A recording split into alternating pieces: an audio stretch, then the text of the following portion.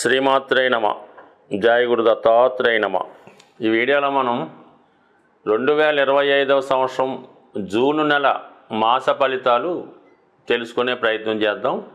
మరి ముందుగా ఈ నెల ప్రారంభంలో ఉన్నటువంటి గ్రహస్థితి పరిశీలించినప్పుడు మరి కుంభరాశి అందే రాహుగ్రహం ఫ్రెష్గా మే 18నే రావడం జరిగింది. సుమారు 1.5 సంవత్సర కాలం పాటు రాహు కుంభరాశి అందే సంచారం జరుగుతుంది.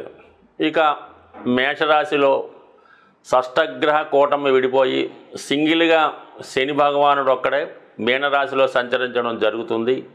ఇంకా 2.5 సంవత్సరాల పాటు అదే రాశిలో అటు ఇటుగా వక్రించినప్పటికీ అదే రాశిలో సంచరించడం జరుగుతూ ఉంటుంది. మరి మేషరాశిలో శుక్రుడు, వృషభ రాశిలో రవి బుధ గ్రహాలు, మిథున రాశిలో మరి కొత్తగా మారినటువంటి మే 15 నుంచి అదే రాశిలో సంవత్సరం పాటు గురుగ్రహ సంచారం మిథున రాశిలో. ఇక కర్కాటక రాశిలో ఈ నెల ప్రారంభంలో కుజుడు జూన్ 6వ తారీఖు వరకు సంచరిస్తూ జూన్ 6 తర్వాత సింహరాశిలోకి ప్రవేశించడం జరుగుతుంది. మరి చివరగా సింహరాశి అందే కేతుగ్రహ సంచారం ఇంకా సుమారు 18 నెలల పాటు అదే రాశిలో సంచరించడం జరుగుతుంది. అయితే ఈ నెల ప్రత్యేకత ఏంటంటే ఈ నెల ప్రారంభంలో గ్రహాలన్నీ రాహుకేతువుల మధ్య ఉండిపోవడం వల్ల ఒక విధమైనటువంటి గోచార రీత్యా కాలసర్పదోష ప్రభావం ఏర్పడింది. అలాగే వృషభ రాశిలో రవి బుధుల సంచారంతో బుధాదిత్య యోగం ఏర్పడింది. కర్కాటక రాశిలో కుజ చంద్రుల ప్రవాహంతో చంద్రమంగళ యోగం ఏర్పడడం జరిగింది. ఈ 3 యోగాలు కూడా ఎంతో కొంత వివిధ రాశుల వారి మీద ఎక్కువ ప్రభావాన్ని చూపడం జరుగుతుంది. కుంభరాశి వారికి జూన్ నెల 2025వ సంవత్సరం మాస ఫలితాలు తెలుసుకుందాం. మరి కుంభరాశి వారికి ఇప్పుడు జరిగిన మార్పు ఏంటంటే రాశి అందే రాశ్యాధిపతి రాహువు యొక్క ప్రవేశం. ఇది చాలా వరకు ఈ రాశి వారికి ఒక విధమైనటువంటి ధైర్యాన్ని ఇవ్వడం జరుగుతూ ఉంటుంది. అంటే అది నిజాయితీ అయినటువంటి ధైర్యం కాదు, ఒక మాయ ఒక ముసుగు లాంటి ధైర్యం ఏర్పడుతుంది అన్నమాట. అంటే ఎలా ఉంటుందంటే వాడి దగ్గర ఒక 100 రూపాయలు ఉన్నా లేకపోయినా ఒక 10 లక్షల రూపాయలు కారు కొనడానికి షోరూమ్కి వెళ్తాడు. అక్కడ ఏదో కొన్నట్టే బేరమాడి దాన్ని కొన్నంత బిల్డప్ చేయడం జరుగుతూ ఉంటుంది. ఈ విధంగా వాడిని హైప్ చేసుకొని తనను తాను గొప్పగా చూపించాలనే ప్రజెంటేషన్ జరుగుతూ ఉంటుంది. ప్రతి విషయాన్ని కూడా విమర్శిస్తూ ఉంటాడు. ఏదో కార్ల కంపెనీకి వెళ్తాడు, ఆ కంపెనీకి వెళ్ళి పలానా కంపెనీ చాలా మంచిదండి, ఇది పెద్దగా మనకు ఉపయోగం లేదు, ఈ మధ్యన అందరూ కొంటున్నారని కొన్నాం తప్ప నాకు యాక్చువల్గా ఈ బెంజ్ గారే తీసుకోవాలి అన్నట్టుగా అక్కడ బిల్డప్ ఇస్తూ ఉంటాడు. అంటే ఎదుటి వాళ్ళని తక్కువ అంచనా వేయడం, తనను తాను గొప్పగా చూపించుకోవడం జరుగుతూ ఉంటుంది. అయితే స్థాయికి మించినటువంటి ప్రయత్నాలు చేస్తుంటాడు. అలాగే తన స్థాయికి మించి బేరం ఆడటం జరుగుతూ ఉంటుంది. ఎవడైనా నమ్మితే మాత్రం వాడిని ఏదో విధంగా మాయ చేసే ప్రయత్నం చేస్తూ ఉంటాడు, మోసం చేసే ప్రయత్నం చేస్తూ ఉంటాడు అన్నమాట. కొంతవరకు ఇప్పుడున్నటువంటి రూల్స్కి ఎగ్నెస్ట్గా ప్రయత్నం చేస్తూ ఉంటాడు అన్నమాట. ఏదన్నా ట్యాక్సులు సరిగ్గా చెల్లించకపోవడం, ఏదన్నా సరైన ప్లాన్ లేకుండా ఈ గృహ నిర్మాణం లాంటివి చేయడం, లేఅవుట్లు చేయడం, ఏదో రైట్స్ లేకుండా స్థలాన్ని అమ్మడం చేస్తూ ఉంటాడు. అంటే ఇది వ్యక్తిగతంగా మొన్నటిదాకా కుంభరాశిలో మనకి మార్చి నెలాఖరు వరకు శని భగవానుడు ఉంటే ఆ విధంగా చాలా నిజాయితీగా కష్టపడి నిస్వార్థంగా పనిచేస్తూ ఉండేవాడు. ఎవరికి ఎటువంటి అపకారం చేయడానికి ఉన్నదాన్ని కొంతవరకు త్యాగం చేస్తూ ఉండేవాడు. అది అప్పుడు స్థితి. ఇప్పుడు రాహు రావడంతో తన స్థితి పూర్తిగా మారిపోయింది. ఏదైతే తను పోగొట్టుకున్నాడో, వ్యాపారంలోనో బంధువుల వల్ల నష్టపోయాడో, తిరిగి దాన్ని మనం ఏదో విధంగా సంపాదించాలి అనే ప్రయత్నంలో అనేక రకాలైనటువంటి అడ్డదారులు తొక్కే ప్రయత్నం కూడా జరుగుతూ ఉంటుంది. అయితే ఇది అందరి విషయంలో మాత్రం అనుకోవద్దు. జీవితంలో ముందుగా గత 5 సంవత్సరాలలో బట్టి దెబ్బతిన్నవాడు ఎవడైతే ఉంటాడో, మోసపోయిన వాడు ఎవడైతే ఉంటాడో వాడు ఈ విధంగా పోగొట్టుకున్న దాన్ని ఏదో విధంగా తిరిగి సంపాదించాలనే ప్రయత్నం చేస్తూ ఉంటారు. సో ఓకే, దానికి గురుగ్రహం కూడా మరి 5వ స్థానంలో వచ్చి 9వ దృష్టితో వీక్షించడం వల్ల చాలా వరకు చేసిన దాంట్లో న్యాయమే ఉంటుంది. బట్ ఎదుటవాడికి అది అర్థం కాకపోవచ్చు. ఇక ముఖ్యంగా శుక్రుడు 3వ స్థానంలో ఉన్నాడు కాబట్టి మంచివారి సహకారం లభిస్తుంది. మీ యొక్క ప్రయత్నానికి మీ యొక్క బంధుమిత్రుల సహకారం లభిస్తుంది. కొత్తగా ఎవరో ఒకరు పరిచయం అవుతారు.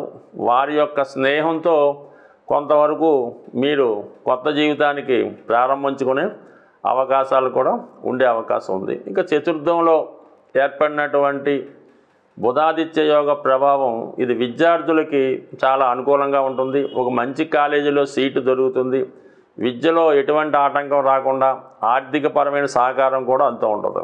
ఇంకా కొంతమంది ఏంటంటే కొత్తగా ఇల్లు అది కొనుక్కొని దాంట్లోకి మారడానికి కూడా అవకాశం ఉంటుంది.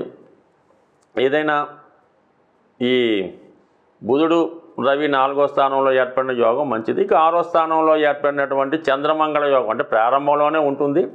కుజుడు కూడా ఇంచుమించుగా జూన్ 6 వరకు ఉండడం వల్ల చాలా వరకు కోర్టు సమస్యలు ఉన్నా, ఆర్థిక లావాదేవీలు ఉన్నా, అన్నదమ్ములతో బంధువులతో మదర్తో విభేదాలు ఉన్నా అవి చాలా వరకు పరిష్కారం అవుతాయి. పోగొట్టుకున్నది ఏదైనా ఉంటే తిరిగి సంపాదించుకుంటారు. ఏదైనా ఇబ్బందుల నుంచి బయటపడడం జరుగుతుంది. ఇక జూన్ 6 తర్వాత కుజుడు సప్తమంలోకి రావడం వల్ల చాలా వరకు మరి భూమికి సంబంధించిన వ్యవహారాలు కలిసి వచ్చినప్పుడు కూడా వివాహ ప్రయత్నాలు వాయిదా పడుతుంటాయి. భార్యాభర్తల మధ్య విభేదాలు వస్తుంటాయి. మీలో కూడా ఒక కొత్త ఉత్సాహం ప్రారంభమై ఏదో విధంగా మనం అనుకున్నది సాధించాలనే మీ ప్రయత్నం కూడా చాలా వరకు నెరవేరే సూచనలు కనబడుతున్నాయి. సో ఈ ప్రయత్నంలో మొత్తం మీద మీరు ఏదైనా ఒక పని చేసే ముందు చాలా వరకు ఆలోచించాలన్నమాట. అది ఎంతవరకు కరెక్ట్, మనం ఎంతవరకు దాన్ని చేయొచ్చని ఆలోచించి ఆ ప్రయత్నం చేస్తే మంచిది తప్ప ఏదో అడ్డుగోలుగా మన ఇష్టం వచ్చినట్టు పని జరుగుతుంది కదా, మనీ వస్తుంది కదా వెళ్ళిపోతే మాత్రం కంపల్సరీగా చివరిలో దానికి తగిన పనిష్మెంట్ కూడా ఉంటుంది. అంటే రాహు ఎప్పుడు ధనాన్ని ఐశ్వర్యాన్ని ఇచ్చినా తిరిగి తనతో పాటు తీసుకెళ్ళి చివరికి చక్కగా మరి మంచి ప్రశాంతమైన చోట్ల రెస్ట్ తీసుకునే విధంగా జీవితాన్ని కల్పిస్తూ ఉంటాడు. కాబట్టి ఎట్టి పరిస్థితుల్లో కూడా దురాశగా పోవద్దు. ఉన్నంతలో నిజాయితీగా వెళ్తేనే మీకు నెమ్మదిగా అభివృద్ధి రావడం జరుగుతుంది.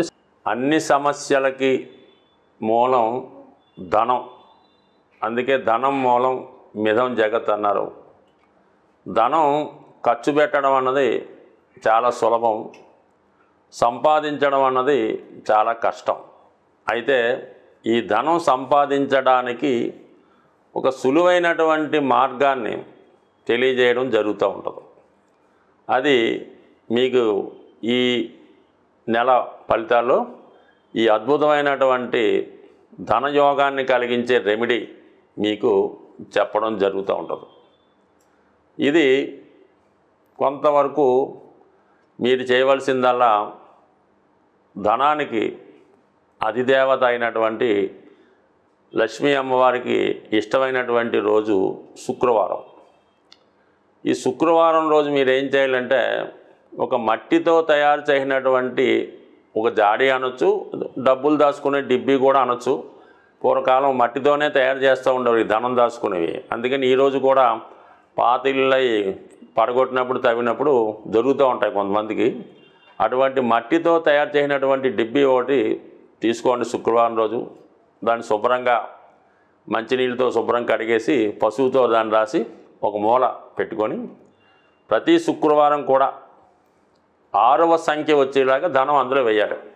6 రూపాయల, 60 రూపాయల, 600, మీకు ఇంకా ఓపుకుంటే 6000 అన్నది ప్రతి శుక్రవారం అందులో డ్రాప్ చేయవలసి ఉంటుంది. అందులో వేయాలన్నమాట.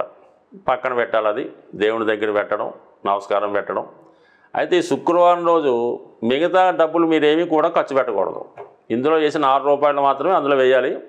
మిగతాదంతా కూడా ఆ రోజు ఏ ఒక్క రూపాయి కూడా మీ ఇంటి నుంచి బయటికి వెళ్ళకూడదు. అలాగని ఫోన్పేలు, గూగుల్ పేలు చేయకూడదు. ఆ నియమం మీరు పాటించి ఈ శుక్రవారం మనీ వెళ్లకుండా ఉంటూ ప్రతి శుక్రవారం వీలైతే ఇంక పెంచుకుంటూ వెళ్ళిపోండి. దాని తర్వాత ఒక సంవత్సరానికో ఎంతో దాన్ని ఓపెన్ చేసి దాంతో ఏదన్నా ఈ వరలక్ష్మి వ్రతంకి ఎప్పుడైనా తీసుకోవచ్చు. గోల్డ్ ఏదైనా కొని అది అమ్మవారి పూజకి ఉపయోగపడేలాగా, ఇది బంగారు పుష్పాలు, బంగారం కిరీటమో, లేదంటే బంగారంతో చేసినటువంటిది ఏదైనా ప్లేటు ప్రసాదం పెట్టడానికో గ్లాసో కొని అమ్మవారి దగ్గరే పెడతా ఉండండి. ఇలా మీరు చేసుకుంటూ పోతే మీరు ₹6 సేవింగ్ మొదలెడితే అది మీరు వారానికి 6 లక్షల దాకా తీసుకెళ్ళినా కూడా మీరు ఆశ్చర్యపడక్కర్లేదు, అవుతుంది. దాంతో మీరు చేయవలసిందల్లా ఈ గోల్డ్ కొని ఇది అమ్మవారికి ఏదో వస్తువు కొని పెట్టడం. మళ్ళీ మీకు బాగా మీరు దాన్ని మళ్ళీ మీ ఇంట్లో ఒక అమ్మాయి పుడితే ఆ అమ్మాయికి, అంటే అమ్మాయి కూడా లక్ష్మీ స్వరూపం కాబట్టి ఆవిడకి మీరు అవి కానుకగా ఇవ్వచ్చు, బంగారు ఆభరణాలు కూడా ఇవ్వచ్చు. బట్ ఏదన్నా ఈ శుక్రవారం 6 సంఖ్య ఇది కాకుండా మిగతాది కూడా బయటికి వెళ్ళకూడదు. ఇంకా అది ఎంత గొప్ప అవసరమైనా సరే అక్కడతో శుక్రవారం నాడు స్టాప్ చేసి శనివారం మార్నింగే పేమెంట్స్ అన్నమాట. ఈ విధంగా చేసి చూడండి. ఇంచుమించుగా నాకు తెలిసి ఈస్ట్ గోదావరి జిల్లాలో అపర కుబేరులు ఉన్నారు, వాళ్ళంతా కూడా ఈ నియమాన్నే పాటిస్తున్నారు. స్వస్తి.